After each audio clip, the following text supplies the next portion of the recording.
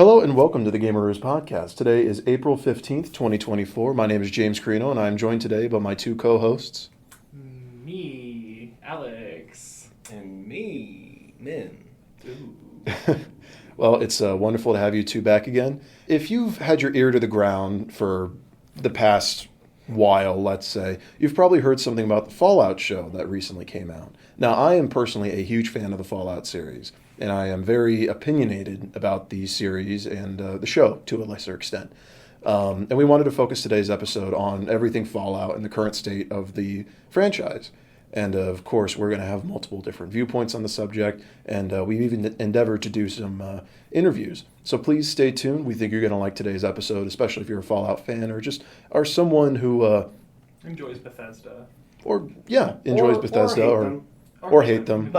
Or just wants to understand why people keep arguing about games from... But anyways, little disclaimer, anything we say here is our opinion or the opinions of other people. Oh, no. My opinions are complete fact. I have a rip from God here.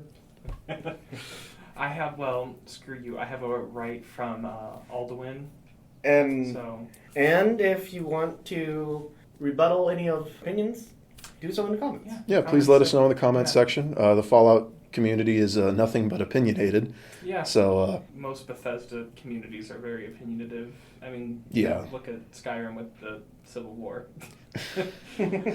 All right. So getting started, some background information for the Fallout series in general is that it was a series started by Interplay. Well, Interplay were the publishers back in 1996. Fallout 2 coming out in 1998. Fallout Tactics coming out in 2001, I believe, and Interplay went under in 2003. Now, the first two Fallout series were isometric CRPGs of the time, very reputed for being especially gory and for being some of the best CRPGs released up until that point. Derivative of games like Wasteland, sure, but were definitely an evolution of that concept. I think it's very important that we briefly touch base on like Fallout 1 and the lead up to that, because I genuinely think the Fallout games have kind of been like a real big stepping stone into that kind of like post-apocalyptic Earth. It probably is the well-known post-apocalyptic setting for anyone. That's a really good I think comparison, because like a lot of those Bethesda games really are what led that stepway into specific genres, Fallout for the post-apocalyptic or Elder Scrolls series for the medieval D&D-esque kind of fighting games, and so on and so forth.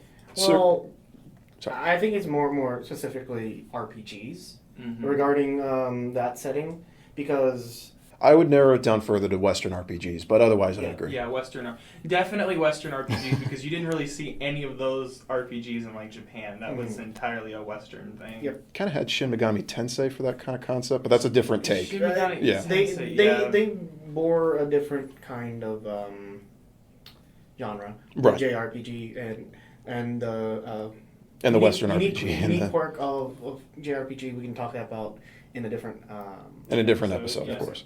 We don't want to go completely off topic just yet.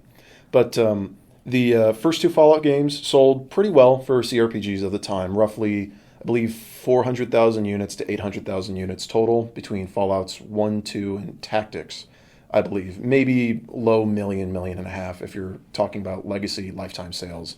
And unfortunately, due to a series of poor business decisions and just generally the way the market was going, Interplay declared bankruptcy in 2003, and many of their IPs were sold.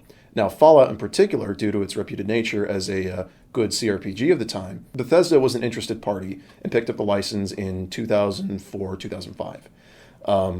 They did a lot of principal development following Oblivion's release in 2006 and Fallout 3 released in 2008. Now, Fallout 3 is one of 3 Fallout games that Bethesda has released. It's been a major tentpole series for them.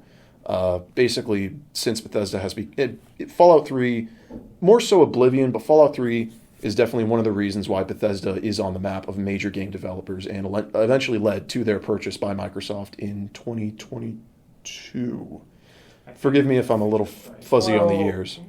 I hear different things in the vineyard. I mean, I would more or less argue that like Oblivion and Skyrim are really what put Bethesda on the map because I would even go further to argue that, I mean, Fallout 3 is a good game, don't get me wrong. Mm-hmm. And what I'm about to say is not meant to be a diss to Fallout 3, but Skyrim, I think, is definitely what put Bethesda on the map. It definitely is, especially Oblivion.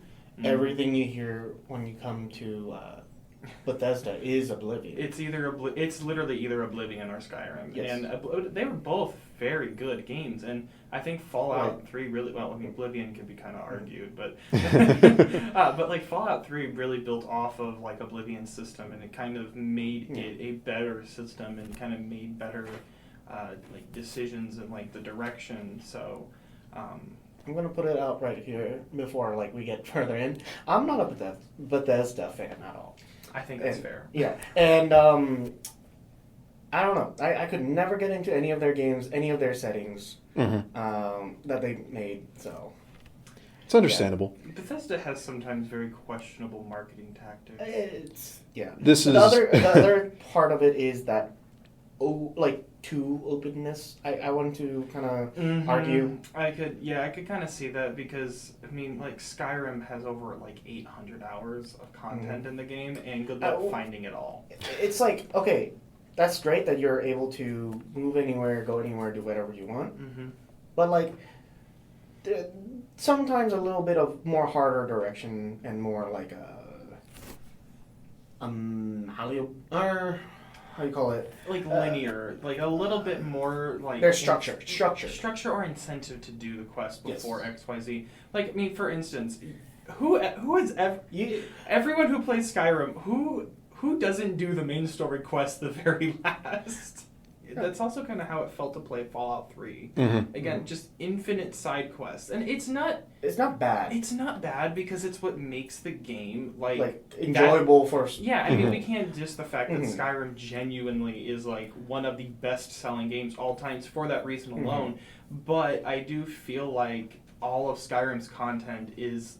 I feel like 75% of it is going to good. No, I would argue maybe like 45% of it is what people are doing. About that. The rest is if you're just enjoying the world and you want to explore some more. Like there's so many side quests in Skyrim that you're never going to do, and that's the same thing for Fallout. There's so many side quests that unless you just go to these specific places at these specific times, you're never going to you're just never going to have a reason to do them. I completely agree.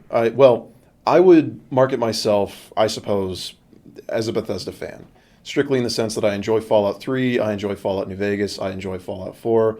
I've beaten Fallout 1 and I enjoyed my experience. I've yet to beat Fallout 2. I've played maybe 20 hours of 76 and I've beaten Starfield.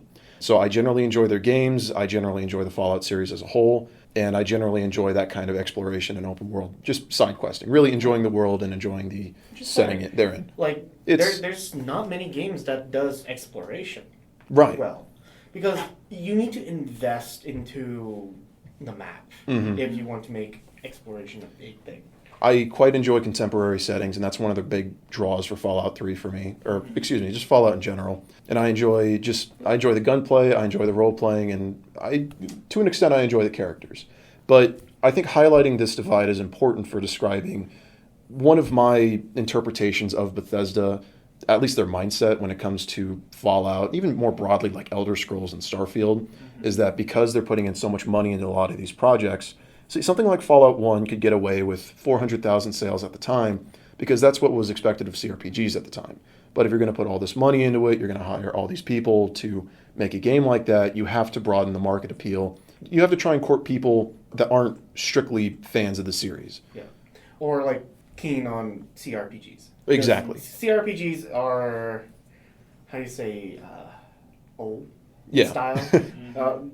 At least putting in modern terms. Because I'm not going to discredit Baldur's Gate 3 as it's a big win for the Pillars of Eternity series and the general recent resurgence of CRPGs. Yes. But anyways, going back to the main issue I want to address is they're putting in all this money, but they're not changing up the formula too much. Right. And that's I feel is a waste of money. And I feel that they don't need to, make anything different to the formula.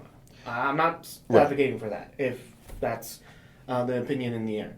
But, like, if you're going to invest, like, so much into it, at least give us something surmountable to that cost that you put in. Otherwise, if I am looking at it as a, like, product manager or some kind of, like, higher up at Bethesda, I put in, let's give it a random number, 30 million. Yeah. 30 million in budget, and you give me the same game, different, like, small little mechanics, a better looking map, and that's it.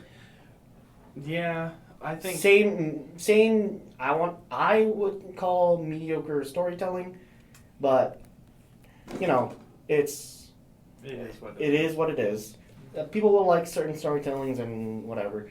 I'm not going to comment on that. I'm just going to give my opinion. I will say, back on to kind of the main topic points of the Fallout games, I really have in mind to try Tactics because it looks genuinely fun.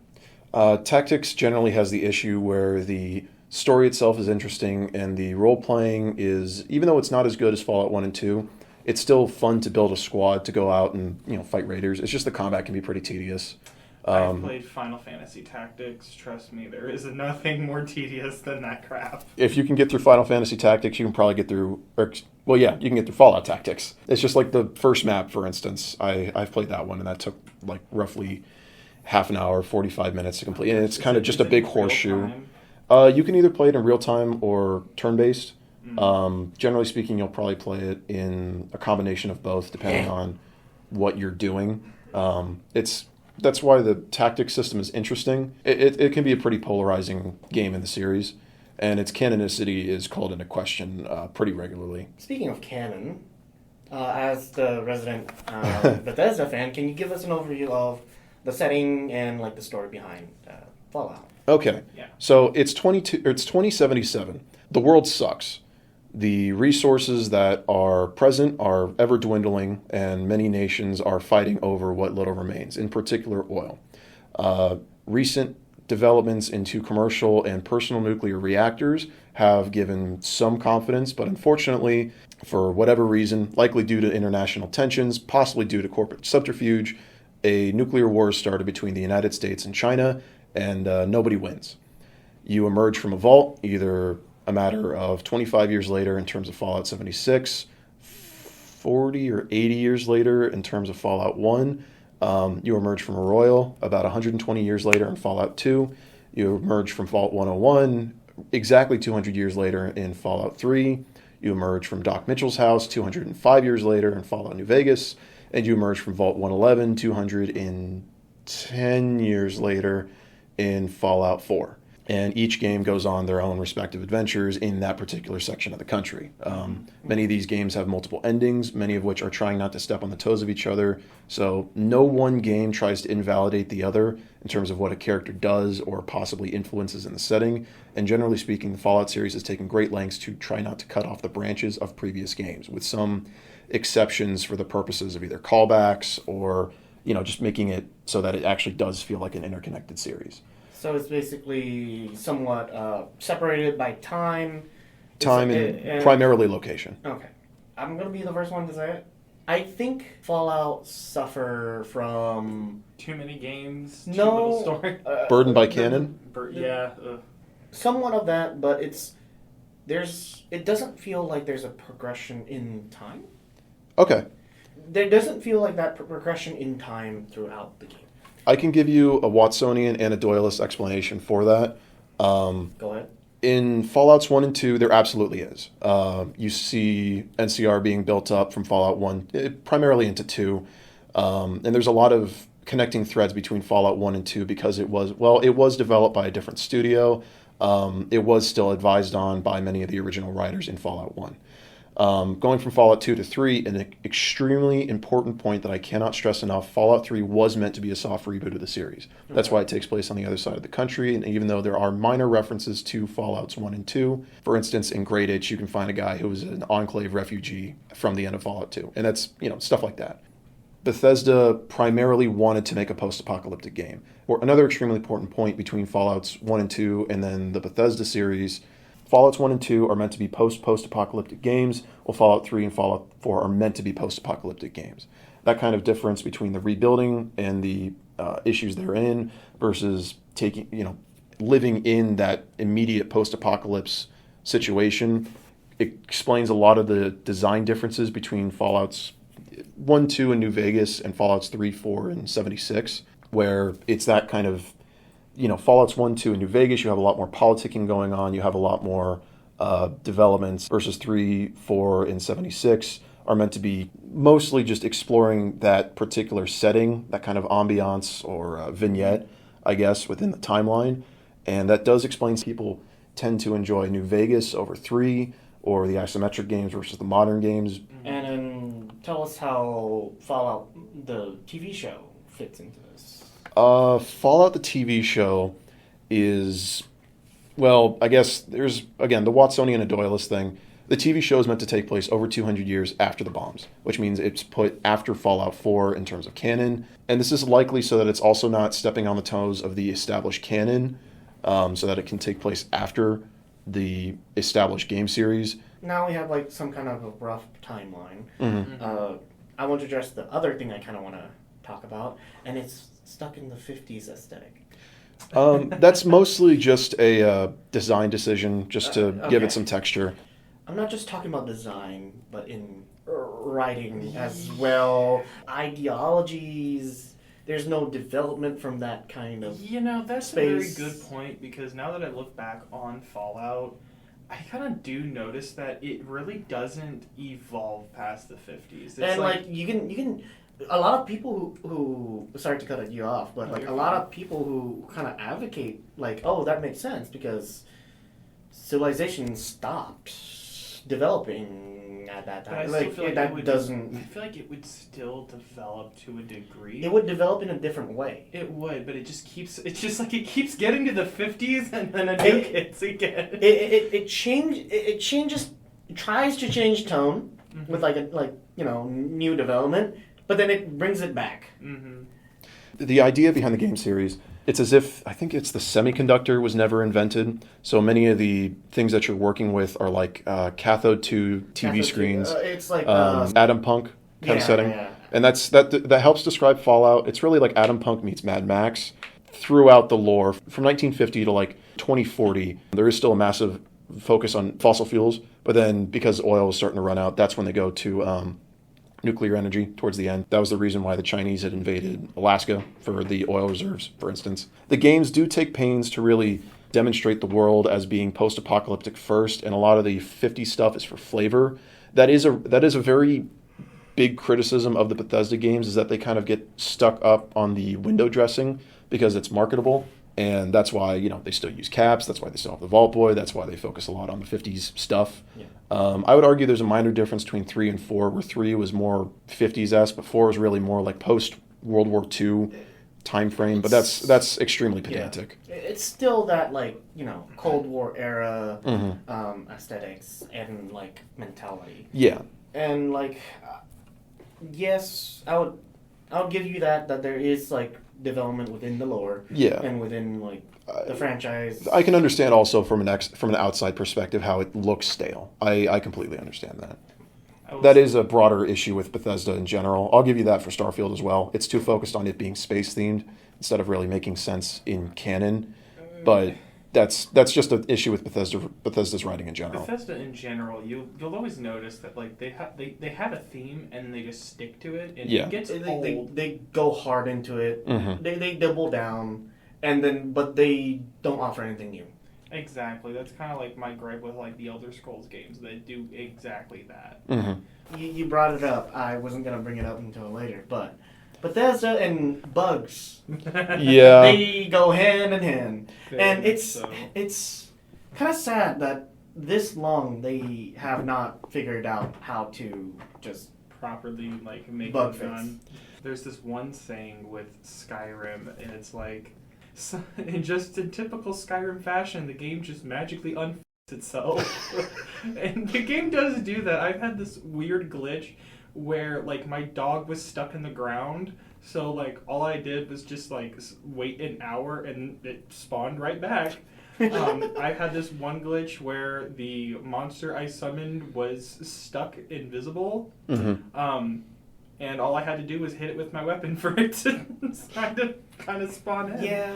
Yeah. That's an issue with the ambition of the games. And yeah, it was really bad in Fallout. Well, no, it was bad in Fallout 4. I don't recall how bad it was in 3.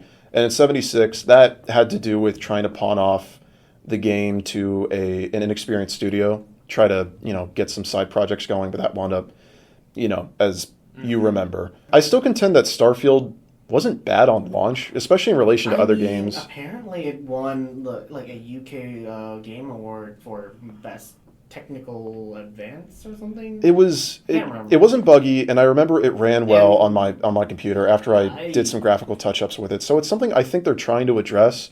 I still had a couple of issues, like that one where the player models kind of fell off angle. Sure. And a quest I couldn't turn in. But like for being like a best technically, I forgot what it was. It did not deserve that award. Like it's nothing new.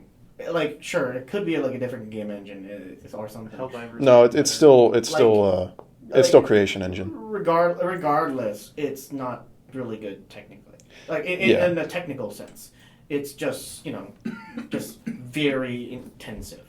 Yeah, an issue that Fallout 4 had was the textures were really muddy, and then when they put out a high resolution texture pack, like everybody who plays Fallout 4 will tell you don't download that, even if you have a good computer, because it just makes the engine cry. The biggest thing for Starfield was actually you have to run it on the SSD. SSD.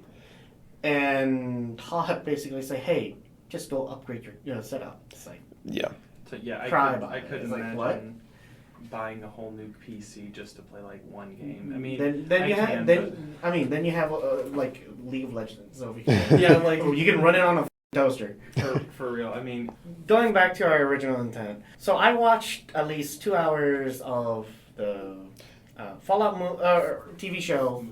Or I was gonna not incorrect, but yeah. Which I always give it to any new series. Give it like 2 episodes watch at least, because 2 hours is a good enough time to kind of sense the direction, the feel of like any TV show. Right. For me, things I'll give it praise for. Credits go to where credits is due. The prop and sets are immaculate. That's what I expect from Netflix anyways. Because Amazon Prime, but Or Amazon Prime. Sorry, I'm being pedantic. I apologize. Doesn't matter. Like all these streaming services, they have good budget for sets. Yes, one or 2 sets, pretty good. You can feel that you're in that world. If like no audio, just watching like the sets, you get it. Yes. But then sound design and the writers come. That's. I watched one episode, and the writing, honestly, is what killed it for me. Yeah, same here. To give it credit, the art design is faithful to Fallout 4 and 76 direction. Kudos to the prop directors, of course. The writers, I think, fundamentally misunderstood a lot of elements of what made Fallout endearing to the fans, but they did at least craft a good show if you're not familiar with the series. And that's kind of my 2 cents on it. If you're not familiar with a lot of the minutia like I am, you'll probably like the show or have at least a better opportunity to like the show. And I think that it's like something unique about adaptations. You won't reach the hardcore fans as much. Right. No. You're absolutely right. It's unrealistic for me to say this needs to be exactly like the video games, when quite frankly, the video games change direction every single installment. So that's not fair to them. And just because I don't like it doesn't mean the show's bad. But also what it does also do good at is it draws in like the people who don't know about Fallout, and they present a good or like a basic understanding. Okay, this is a comedic. This is a post-apocalyptic setting that has some serious undertones. But most of all, it's about a journey and like that can draw in the general crowd easily because they understand this concept. They kind of want to buy in if they're gonna sit here through like 8 hours of episodes. Or probably more, but I don't remember how long each episodes are specifically. But anyways, like which is a good goal for an adaptation, because that's a goal for any adaptation. It should be an advertisement for the original source, and we can see that with Steam sales. Yes. Recently. It got me to reinstall Fallout 4, so I'll give it that. Yeah, I mean, that's fair. Not just that, they put 76, their worst performing game, 80%. Yeah. And it shot up to top selling category. Yeah, and to give it credit, I think they wrote a competent show, and they did a lot of they paid a lot of lip service in terms of props. I don't like the writing because I think it's too goofy. That's something that the Fallout series balanced in a completely different way, where 80% of the encounters that you do are serious, and it's like the 20% that people remember a lot more that are goofy. I think it's more of they want to play into that like Cold War era comedy where it's like something like Dr. Strangelove. Yeah, it's like it's kind of goofy, but like. It's goofy in the sense that it's like acceptable. Yes. It's an acceptable kind of goofy that makes you I'll buy it. I'll buy into this goofiness, and let's see where it goes. And I understand why, but at the same time, it doesn't. I sit down for it, and it feels like I'm watching all the bad comedic quips in like a Marvel movie. Yeah, I understand that too. It can get really tiring really quickly, and interlacing that with the satire is just doesn't feel earned. It undercuts certain things such as the seriousness of the Brotherhood of Steel, right? It undercuts the seriousness of them. It's like. What I'm getting from it is this guy's just douche. This guy is trigger happy. That's not intimidating. It's that kind of thing which really undercuts a lot of the show, and quite frankly, why I don't care for it. Because even going off of like a lore thing, it doesn't make sense in a screenwriting perspective. Because it's like you want to establish that these are really military characters, guys. Yeah, they can be like your Sailor Mouth, like goofy, like everyday Joe. Right. Because they probably are. But they will be the most badass person on that screen. And then you undercut it with the writing. And we keep going around on this point, but it undercuts the show, and quite frankly, I'm not interested in watching past the first episode. If you like it, and more power to you. I can't get into it. Hopefully they'll address it if they decide to make a season 2. The jury is it? Yeah. I believe it's confirmed. No, great.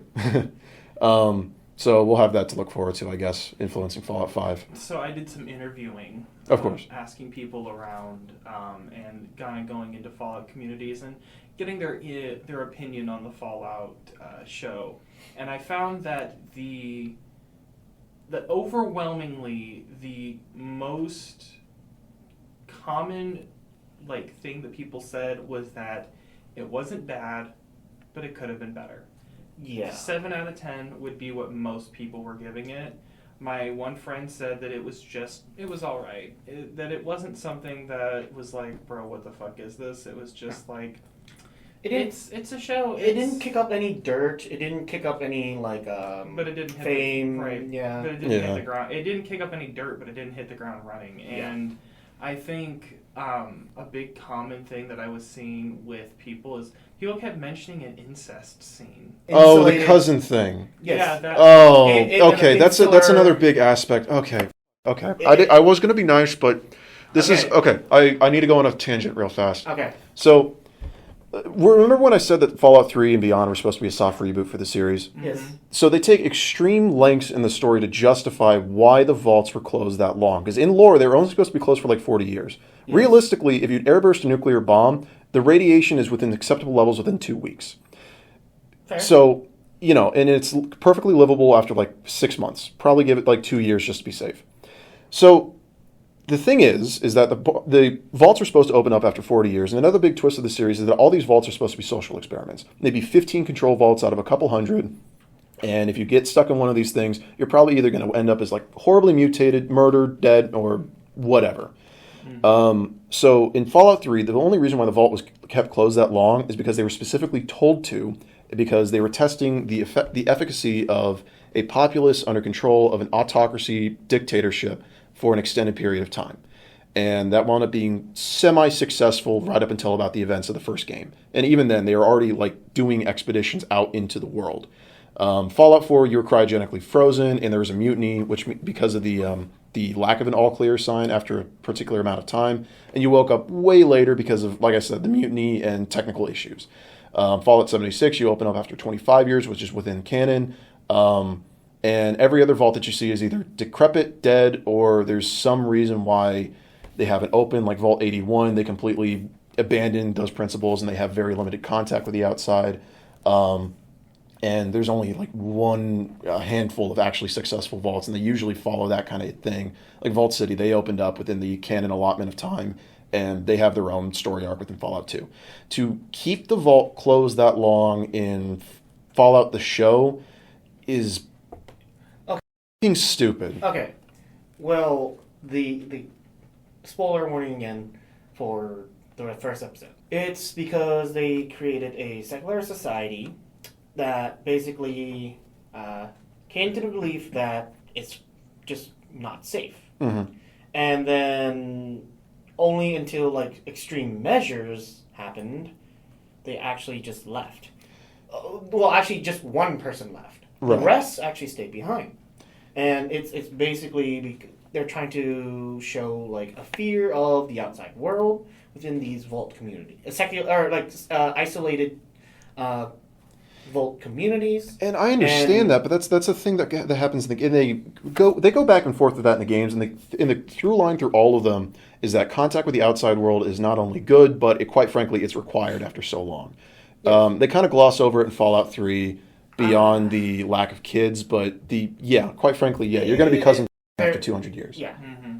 And I think it's a poor job, but it's trying to kind of explain like how you call it, or not explain, but show a form of reluctancy and how you call it, naivety. Which again, but it could be done better. Again, I think from a Doyleist perspective, they want to keep the vault closed that long so that they still have a fresh-faced person this long after the bombs fell, because they want to set the show this far ahead, but they also don't want to do something to where, they want to have them. They want to have it at this point in the storyline, and they want to have them from the original vault stock from however long ago. I understand that from a Doyleist perspective, but there are 1,000 ways you could have written around that made sense more than, well, we got the all clear, but we don't want to go outside. We'd rather just commit ourselves to genetic suicide over the course of 200 years from a limited stock of people, even if we are connected to another vault. That's not only stupid, it doesn't make sense from a writing standpoint, and is one of my major... Again, it conflicts with canon in a way that really irks me as a Fallout fan, and quite frankly, as a bio major as well. I don't see how you can make that decision in earnest without winding up with somebody having one eye. More interviews, right? Yeah, I mean, that was the majority of what the interviews had mostly said. There was actually a fairly decent amount of people who said we're not even going to bother watching it. Well, I can elaborate on that too. So we got the show announced in like 2020, and the original statements from the writers were stuff like, well, we're going to make the show a testament to why nuclear energy is evil. And it's like, what? It's So the best form of energy and safest form of energy. Until a power plant explodes. But Well, that's only because. Of well, okay. We're not going to get into that now. We're not going to get into that. I actually don't even know enough about this topic to even debate. I'm sorry. Wind I'm energy. an electrical engineer. Okay, gentlemen. That's not the point. Gentlemen, please. The idea, the point is, the Fallout series was never about the commercial use of nuclear fission. As it's used as set dressing in the video games because that's what was all the craze in the 50s in the Atom Punk setting, and the death and rehabilitation of the concept of nuclear energy since then is completely outside the series. So the idea that it was going to be focused on that and a couple other things that the writers had said gave a lot of Fallout fans like myself, just completely wrote off the show 4 years before it came out. Okay, and not undeservedly, quite frankly. It took the Halo route where... dear God. I'm going to make this better. I can write better. I'm going to make the same game, but I'm going to make it better. Thankfully, the Fallout show wasn't that bad. No, with the caveat of the old games are bad. 343 Industries. We make Halo. That's it. It's like we're the Pokemon company. No, please, we're held hostage. We've blinked twice, like 20 years ago. The director or producer, whoever was it, that drove for the silver era of Halo, just needs to put down their pen, touch some grass, and never return. You're asking. It's horrible. Spoiler warning. John takes off his helmet and basically goes helmetless for most of the show. Try to humanize and put emotion into a stoic character. And go back to like that idea of, Fallout being mediocre. Like a 7 out of 10. Yeah. Which is like, not bad. Quite frankly, the fact that it did reach 7 out of 10 is commendable. The fact that they actually sat down and they were like, okay, we actually have to readjust our expectations. Which is good. And I think... I'll give them credit for that. There's a lot of things I won't, but I'll give them credit for that. I haven't watched the full thing yet because, I gave it 2 hours and I said, yeah, this is not something that I would watch. I would put it at the bottom of my list and I'll revisit it if I don't have time. They have something going. Yeah. It's just not for me. Yeah. Yes. That was like a big kind of... which is better than what the last Avatar had happened. It had like a really good hype to it. And then nearing the end of the finish line, Thank you. Remember in the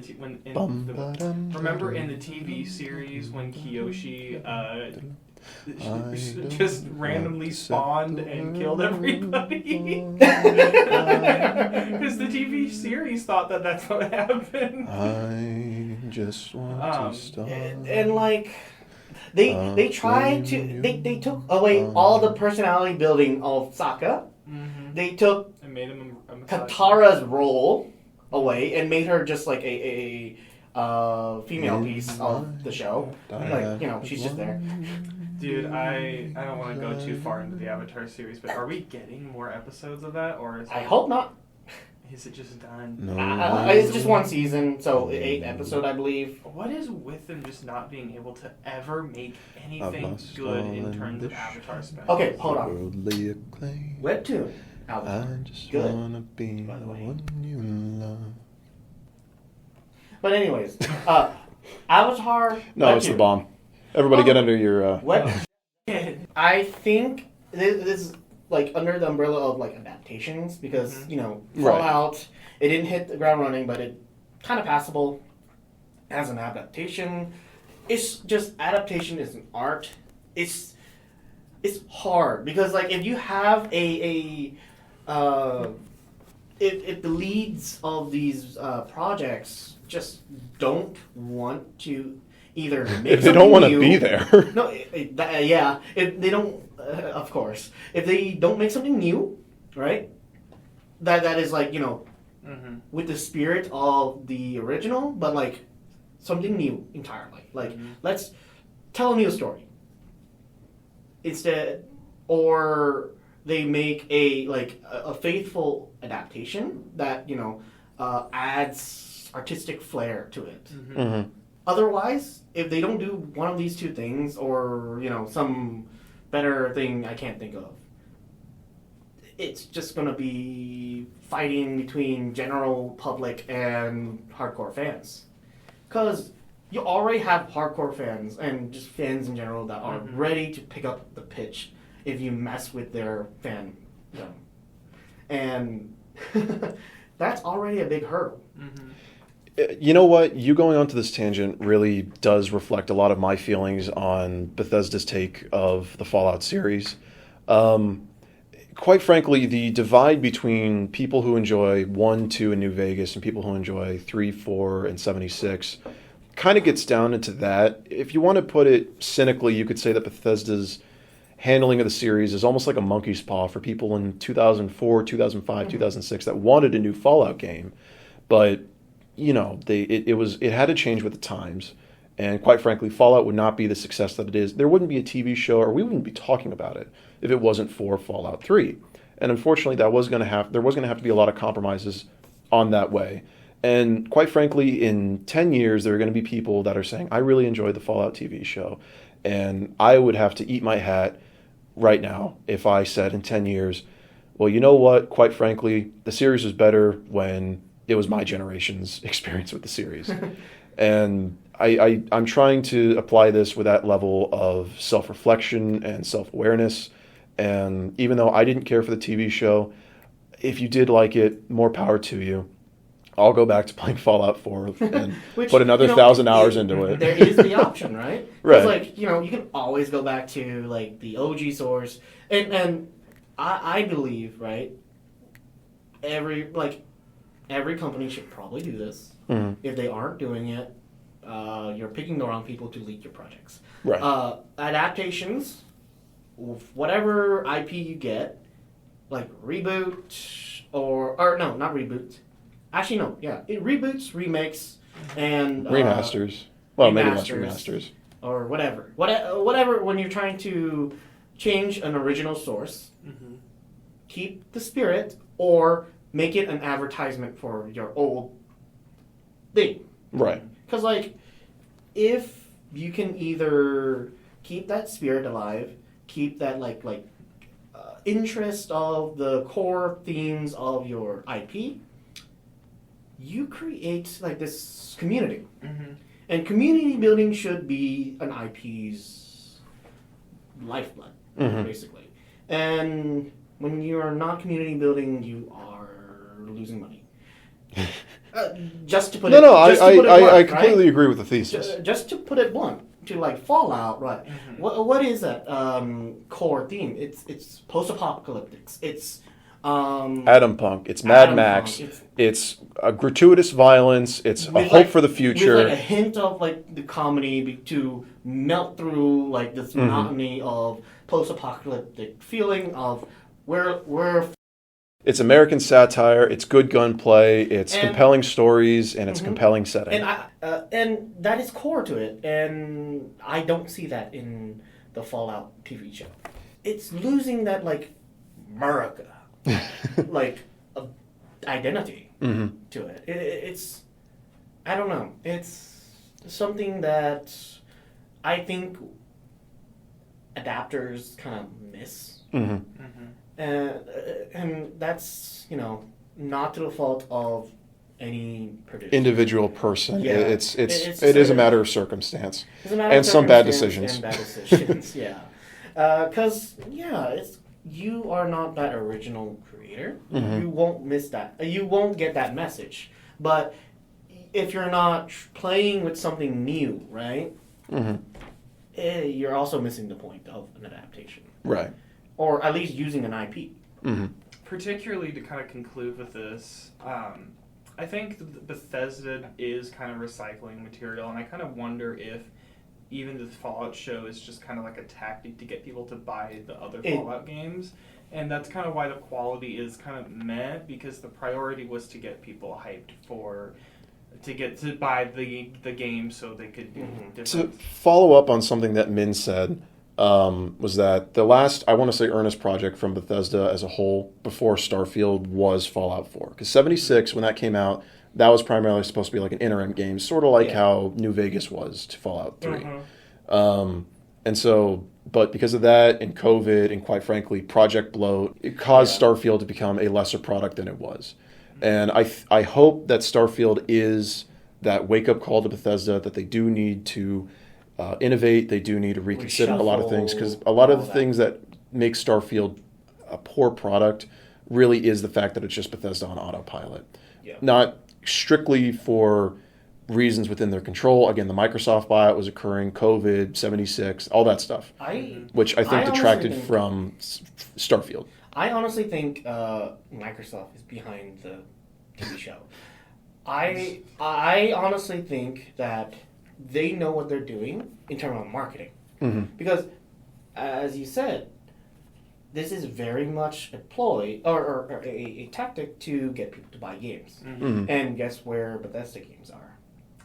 Xbox, Microsoft. Yep. Products. I mean, you can always buy a used copy of Fallout 3 on PS3. And I mean, true. And like, I think it was a success in terms of if you're absolutely, if you're a Microsoft, the fact that we're sitting down and talking about the series in general means that it got people's attention again. I mean, like, we're sitting here kind of saying that it was meh, but to Microsoft, this series this absolutely did what it was supposed to do. Intended to do. Unlike the Avatar series, which failed at doing what it intended to do. And God, for the love of God, whoever greenlighted Halo Season 2. I'm John Halo. Anyways, it's just numbers. Numbers and money, and that's pretty much kind of what I think. So so we're getting to the end of this hour-long discussion of Fallout, and you gentlemen are telling me that business doesn't change? Business does not change. Never changed. There's a reference.